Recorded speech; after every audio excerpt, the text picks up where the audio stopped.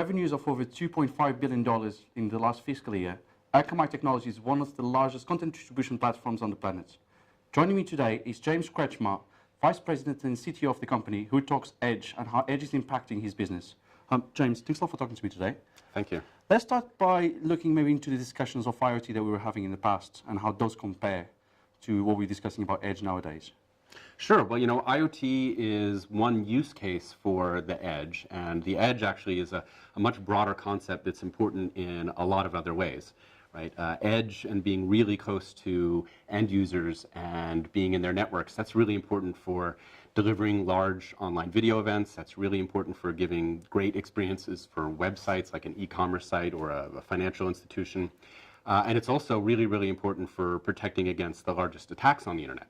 Now, the really biggest attacks are very highly distributed denial of service attacks, and in order to defend against a distributed attack, you need a distributed defense. So the Edge is becoming really important for a whole range of future technologies. So is the Edge in terms of security the last line of defense or the ultimate line of defense now?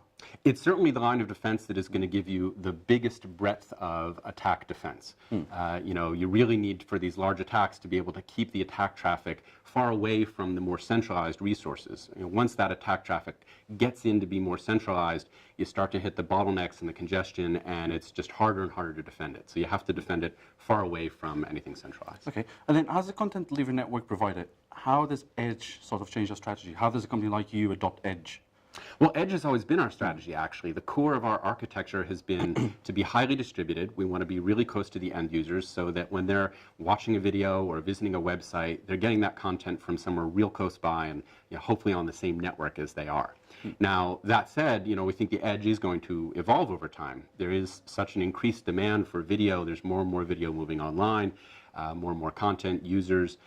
So we think the Edge is going to actually extend into different technologies. There'll be the possibilities for, well, there'll be the Edge, in the mobile networks, and there'll be mobile edge computing, and there'll be, maybe at the base of the cell tower at some point. So the Edge is core to our architecture today and always has been, but it'll be interesting to watch the evolution into the future as well. Okay, and how do you sort of envision artificial intelligence coming into the Edge? How can we use it?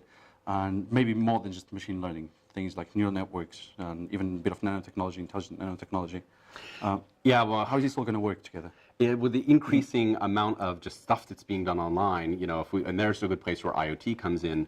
We have all these devices trying to add telemetry, send information in. You have to process all that data, and then you have to do something meaningful with it. And that's by no means easy. This is another case where, if you were to try and take that all centrally immediately, you would get overwhelmed. So the Edge is really needed to start to be the first place to capture that data, aggregate it, analyze it, and that's a good place for intelligence as well. Okay. And then when you guys look into maybe a deployment or renting out space or the way you put your infrastructure together, who decides where to go? What's the process in the company? Why do you go there? Is it all about latency? Is it all about getting closer? Is it just about having a pin on the map? What's the strategy behind the decision of putting something in the map? Well, it's definitely going to be on the axes of one, what's going to give the best end user experience. So in order to watch a video at a really high definition, high quality, no rebuffering, you want to be close. And so we're going to make sure to be where we need to be to give those great experiences. And then the other thing is to be in the places where it'll make it easiest for our content provider customers to give them the greatest offload and make sure that they can get their content distributed out as effectively as possible. Okay, and then we are at the beginning of 2019. What can we expect from Akamai generally, not just about the Edge, but what's the biggest project the company is working on at the moment? Well, we've got a few. Lift the veil a little bit. We've got a few big projects. I would say, first of all, security is always something interesting, and it's always an ongoing challenge, but also the biggest opportunity in the sense that there's a real need to protect sites against the newest sophisticated attack, whether it's a big volumetric attack, bots are a continuing problem, right, for site operators. How do you distinguish what's a human versus not? Some bots are good and some bots are bad. So there'll be always evolution in security technologies. But then also I would say there'll be continued technologies in places like how do you get the best really great quality online video for huge events like the World Cup or the Olympics. Okay, and then you've been with Akamai for about 15 years. You've seen a lot of changes, and not just in Akamai, even outside the company. What's the technology that really, really excites you nowadays? And it doesn't have to be related to Edge or to the sector.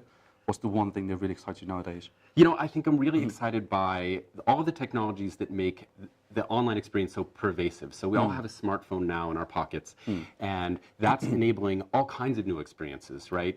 From a range of technologies, but with that, the expectations just keep going up and up and up. The things that I should be able to do anywhere, anytime, from any place, and have it work perfectly. And you know, the internet, as it was originally architected, doesn't give you that.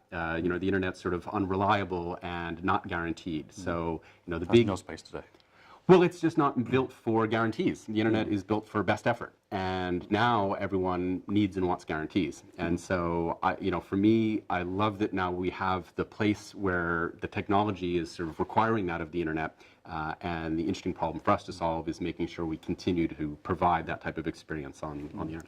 Okay, and then final question: one word to describe Edge. One word to describe Edge: critical. Critical. Okay, James, thanks a lot for talking to me. Don't forget you can follow Data Economy on Facebook, LinkedIn, and Twitter, and also visit the website on www.data-economy.com.